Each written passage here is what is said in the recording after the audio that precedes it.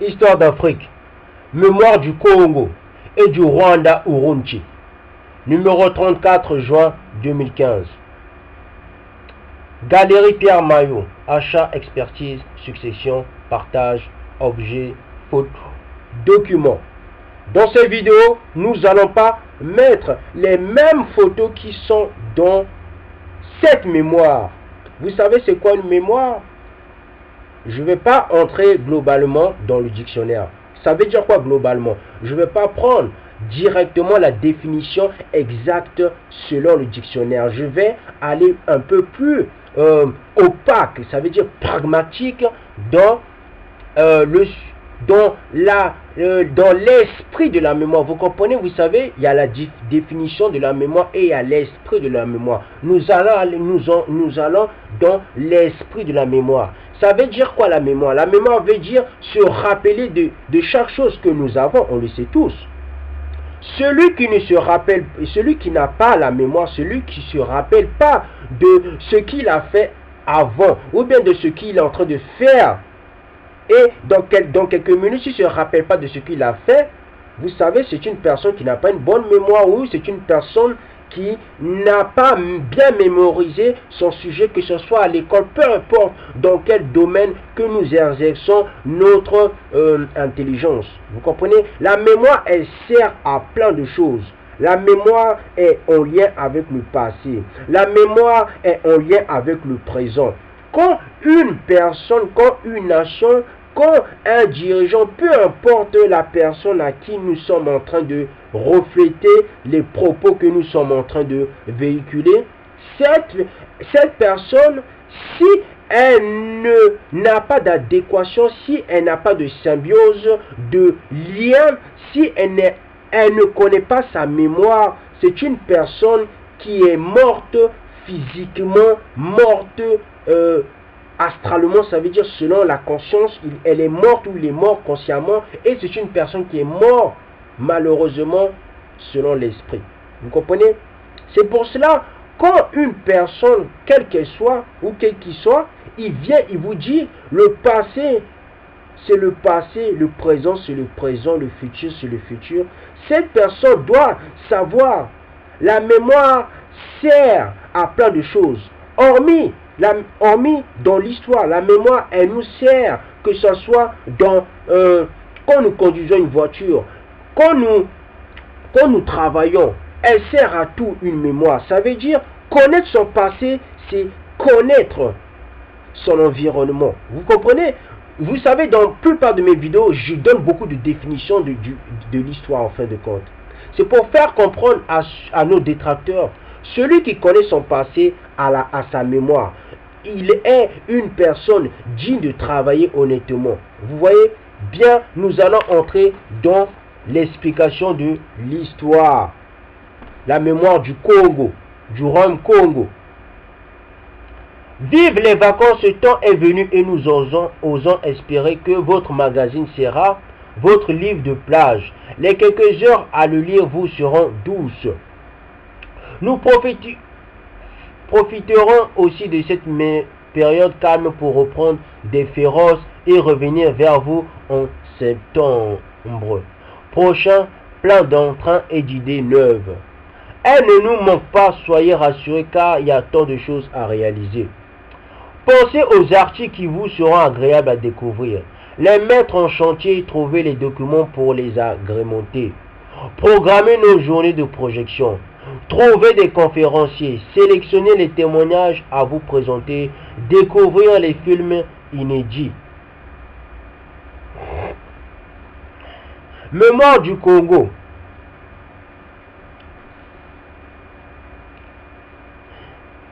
Mémoire du Congo. Édition esquisse historique de l'éducation au Congo. 1. L'ensemble de l'étude sur l'éducation au Congo s'articulera comme suit. 1482-1885, période précoloniale. 1885-1908, État indépendant du Congo. 1908-1960, Congo belge. 1960-1965, Première République, Kassavombo. 1965-1997, Deuxième République, Mobutu. 1997-2015, Troisième République, Kabila. Je vais d'abord m'arrêter là. Quand vous lisez la Bible, quand vous prenez Genèse 2 à partir de 8, quand on vous parle du Jardin d'Éden, si vous avez l'opportunité, le temps minime de imprimer ce livre qui s'appelle La mémoire du Congo et du Rwanda, Urundi, numéro 34, juin 2015, vous allez voir, dans la carte d'Afrique, telle que celle-ci était connue en 1692, nous voyons textuellement les 4 fleuves du Jardin d'Éden. On nous fait comprendre que le Jardin d'Éden était arrosé par 4 bras. Et nous les voyons textuellement quand vous regardez la carte de l'Afrique telle que celle-ci était connue en 1692. C'est pour vous faire dire et c'est pour vous faire comprendre et c'est pour que vous allez plus loin dans vos analyses. Le Jardin d'Éden, ça se trouve en Afrique. En partant du système ancestral tel que les Portugais le découvrent jusqu'au système actuel, l'éducation au Congo a connu de toute évidence des changements fondamentaux. Aussi pour faire le tour des différentes époques et circonscrire pour chacune d'elles dans les limites d'un magazine son temps. L'approche retenue est la segmentation en périodes. C'est ainsi que l'ensemble de l'étude s'étala sur 6 numéros de la revue, suivant la ligne du temps.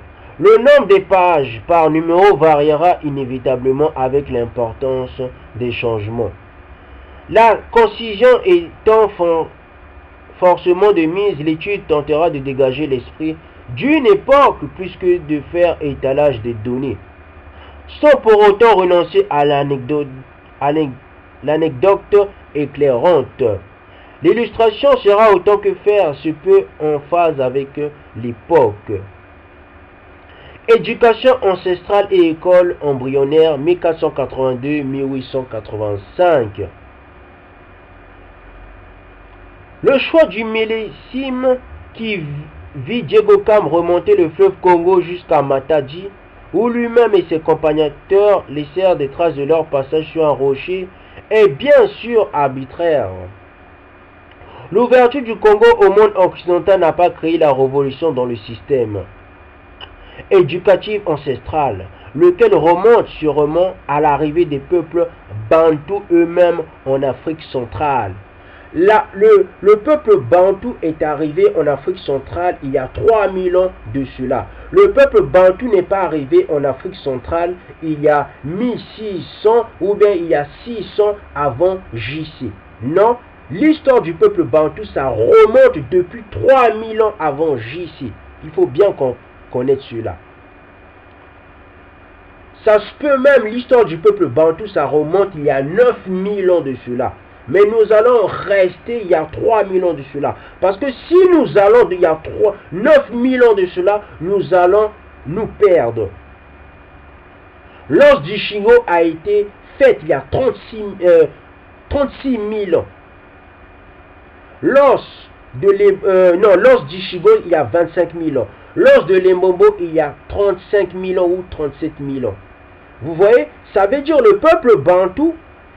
Si nous allons plus loin, le peuple bantou est sorti de l'Égypte il y a 40 000 ans. Mais c'est pour cela que je vous ai dit, nous allons rester dans l'histoire qui nous fait comprendre le peuple bantou est sorti de l'Égypte il y a 1600 avant JC et 3000 ans avant JC.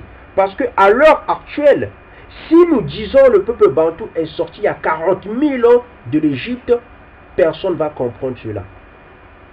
L'ouverture du Congo au monde occidental n'a pas créé la révolution dans le système éducatif ancestral, lequel remonte sûrement à l'arrivée des peuples bantous eux-mêmes en Afrique centrale.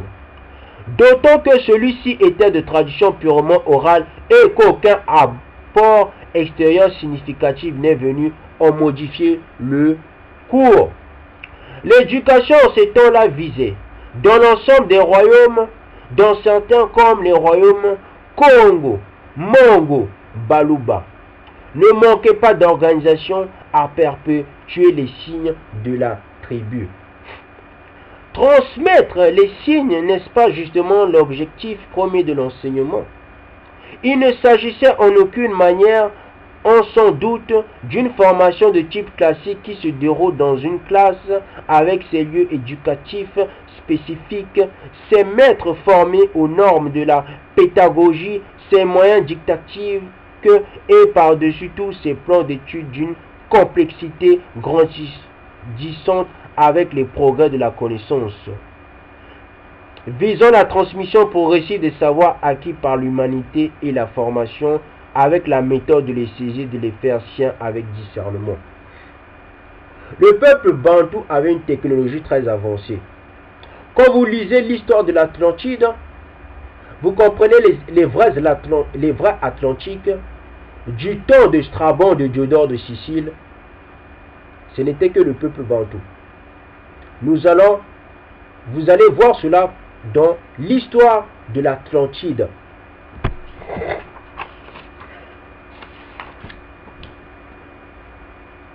Plutôt que l'esprit critique comme dans l'école occidentale, c'est l'esprit de soumission que le clan tentait de développer chez les jeunes arrivés à l'âge de la puberté. Meilleur gage du respect de l'autorité du chef et de l'ordre établi. On peut voir dans cette carence une des causes de l'expansion de l'esclavagisme. Les Noirs, faute de stratégie, n'avaient que la ruse à opposer à la supériorité des armes de l'envahisseur. On nous fait comprendre, nous, le peuple bantou, on était un peuple rusé.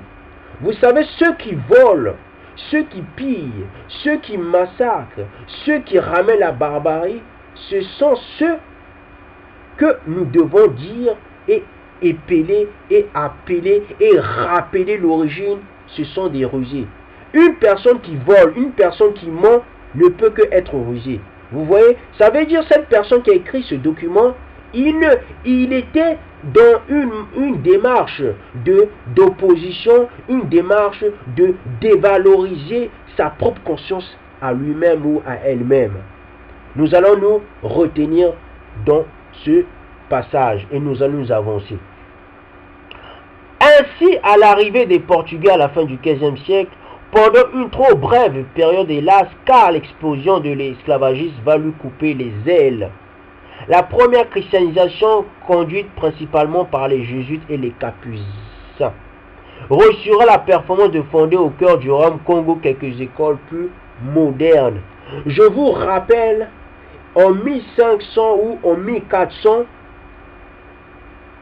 il y a des cartes qui décrivent, même avant cela, il y a des cartes qui décrivent la Galilée, ça se trouve en Afrique. Il y a des cartes antiques de l'Afrique qui montrent la RDC s'appelait la Galilée. Vous pouvez aller vérifier cela dans les cartes. Et nous allons faire une vidéo qui parlera du royaume Congo. Cette trop brève renaissance due au génie d'un roi Congo peut être considérée au plan d'éducation comme la première manifestation d'une coopération nord-sud.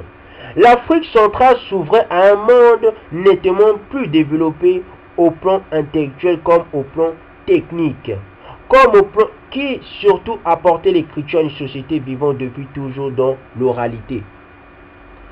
Ce ne sont pas les Européens qui nous ont ramené l'écriture. Qu'est-ce que ça veut dire? Nous allons y revenir plus tard. Si le peuple bantou connaissait les mathématiques, si les mathématiques sont venues chez le peuple, viennent du peuple bantou, nous connaissons les écritures. Mais avec le temps, le peuple bantou est devenu un peuple illettré. Nous allons voir cela par la suite quand nous allons toucher l'histoire du royaume Congo. Des enseignants vinrent d'Europe pour fonder des paroisses et des écoles, accessibles uniquement aux enfants des notables de son temps. La démocratie n'étant pas encore dans les mœurs, le Congo vivait en pleine féodalité. Des Congolais allèrent étudier au Portugal. Le système éducatif ancestral, qui se formalisait quelque peu par classe d'âge à l'approche de la puberté, se limitait à la transmission des valeurs et traditions du groupe. On se comprit la composante religieuse basée sur le culte du Créateur, des mânes et des ancêtres et des forces occultes de la nature, sans souci du développement de l'esprit critique. Le peuple bantou était arrivé à ce niveau. On était devenus des idolâtres. Ce ne sont pas les Européens qui nous ont appris qui est le créateur des cieux des cieux.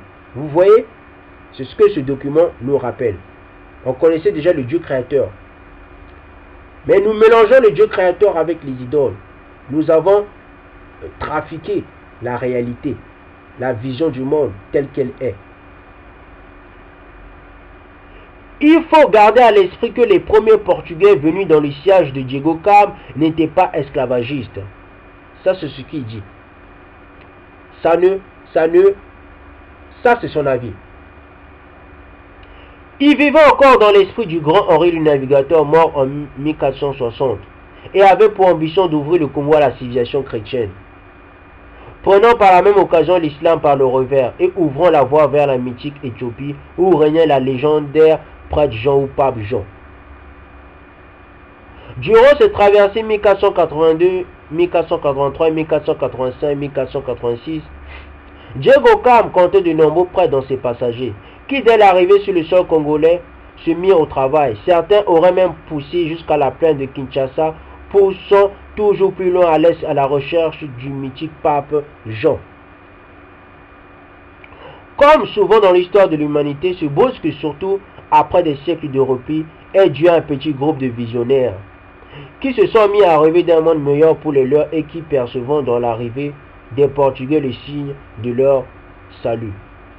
Tout commençait réellement avec la conversion du roi Congo au christianisme, se faisant baptiser sous le nom de João I, à l'instar du nom du roi régnant à la même époque sur le Portugal. Lui et sa cour ne manquèrent pas de mesurer le déficit de leur culture et de leur technologie au regard de celle des Portugais. Je vais vous apprendre un peu l'histoire de Luango. Le peuple bantou savait faire des pyramides. Ce ne sont pas les Européens qui nous ont appris des technologies, c'est faux. La reine Zinga, au temps de la reine Zinga, on savait faire des pyramides. Certes, le royaume Congo d'alors ne manquait pas d'atouts économiques. Il s'étendait jusqu'au Kivu, au nord, au Kwango, à l'est, au Kwanza, au nord et l'océan Atlantique à l'ouest. Il était loin d'être pauvre et dénué de tout, comme l'Occident avait tendance à l'imaginer. Vous voyez, quand les Européens sont venus en 1492, le peuple bantou n'était pas pauvre. C'est pas moi qui le dis, même ces Européens qui ont écrit ce livre le disent. Le peuple bantou n'était pas pauvre. On habitait dans des maisons comme en Europe, comme aux États-Unis, partout dans le monde. On était un peuple civilisé. Ce qui a fait en sorte que le peuple bantou est allé en esclavage, c'est le vaudou, le fétiche. Nous allons y revenir l'année prochaine dans l'histoire du fétiche. Comme l'Occident avait tendance à l'imaginer, il possédait le fer, le cuivre, le sel, l'huile de palme, l'ivoire et la monnaie sous forme de coquillage, le fameux Mzimbu, et maîtrisait la fabrication d'armes.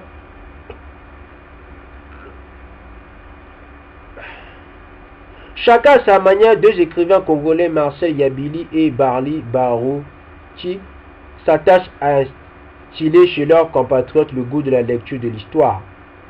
Ils participent tous deux à un devoir de mémoire afin de transmettre aux nouvelles générations l'histoire du Congo. Transmettre l'essentiel tout en restant compréhensible pour tout un chacun.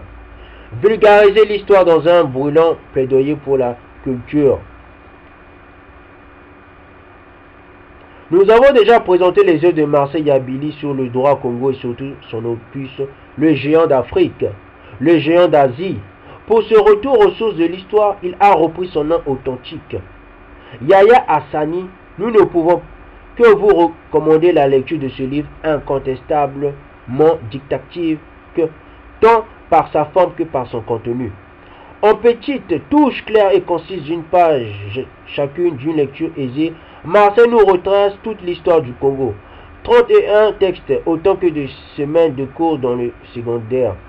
Une aubaine pour les professeurs qui disposent ainsi d'un outil historique formateur qui peuvent alors réenrichir par d'autres références ou même, vu la qualité de l'écriture, utilisée à des fins plus littéraires. L'auteur propose une nouvelle écriture consistant en une page peine par sujet et en regard les adaptations en Swahili et en Lingala. Le texte peut aussi être lu en version électronique, e-book ou écouté en audio, livre, CD ou micro, carte SD. Madame Livingstone, le Congo, la Grande Guerre de Barley Buriti de Christophe Gassio-Ori Glena. Vous pouvez aussi aller lire ce livre. C'est bien de vous documenter. Se documenter, c'est apprendre une partie de l'humanité.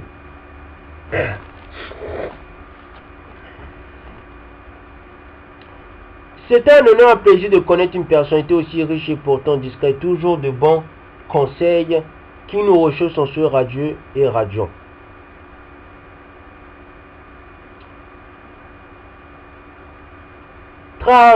Hydro-Kinshasa doit s'adapter pour survivre. Il concentre ses importations sur les produits d'alimentation de base via l'enseigne SEDEC. Il importe par bateau viande, volaille, poisson, farine. Hydro négocie au mieux ses intérêts au meilleur taux en devise de produits ses ventes aux ailleurs auprès d'étrangers résidents dont les besoins en monnaie locale sont cruciaux pour leur activité sur place. On nous fait comprendre, quand ils sont venus avec amabilité. Vous avez vu leur amabilité, elle est devenue la curiosité. Une personne qui comprendra cela comprendra l'essence de sa propre destinée.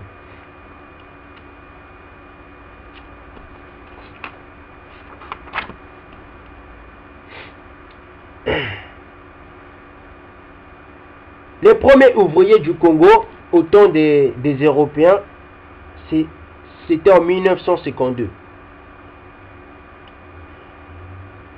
Pendant ces 2 années de travaux, Paul développe son réseau de relations s'affilant à la Chambre de commerce et au Cercle Albert.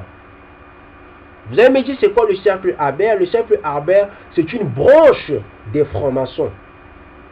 Quand le peuple noir fabrique des bandes de voyous, de bandits, de rappeurs, peu importe, qui n'ont rien à voir avec les bandes du commerce, entre-temps les Européens, ils font des bandes pour faire du commerce.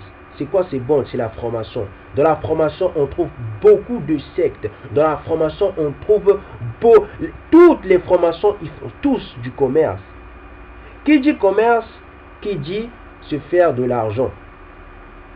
Quand nous, le peuple noir, on fait des groupes pour se tuer, pour s'entretuer entre nous, eux, entre-temps, ils font des groupes pour avoir beaucoup d'argent. Voilà ce qui nous différencie par rapport à leur vision.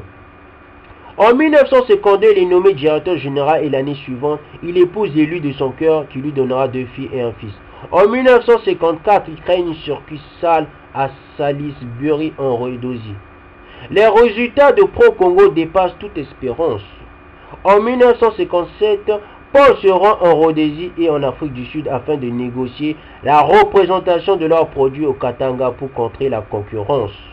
En 1958, lors de son congé en Belgique, il visite l'exposition universelle, applaudit son frère, lauréat du concours Reine Elisabeth de violon en 1954, lors d'un concert avec l'orchestre de Liénère.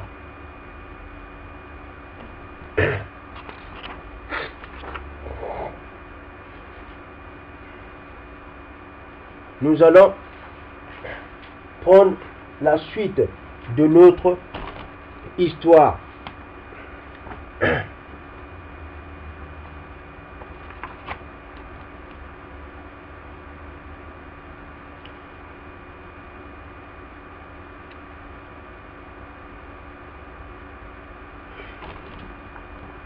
Le peuple allait au bout de soi-même pour rencontrer les gorilles ou gravir le Nyara Congo. Le Nyiragongo ou les chiens de Virunga et l'Éthiopie, ce sont les deux pays où nous trouvons avec la Sierra Leone pour l'instant. Ce sont les deux pays où nous pouvons aller voir la Lune pleinement. On les appelle les montagnes de la Lune. Toutes les montagnes de l'Afrique centrale, on les appelle, si vous ne savez pas ça, les montagnes du soleil. Il y a aussi les montagnes de la Lune, il y a aussi les montagnes du soleil. Départ animal.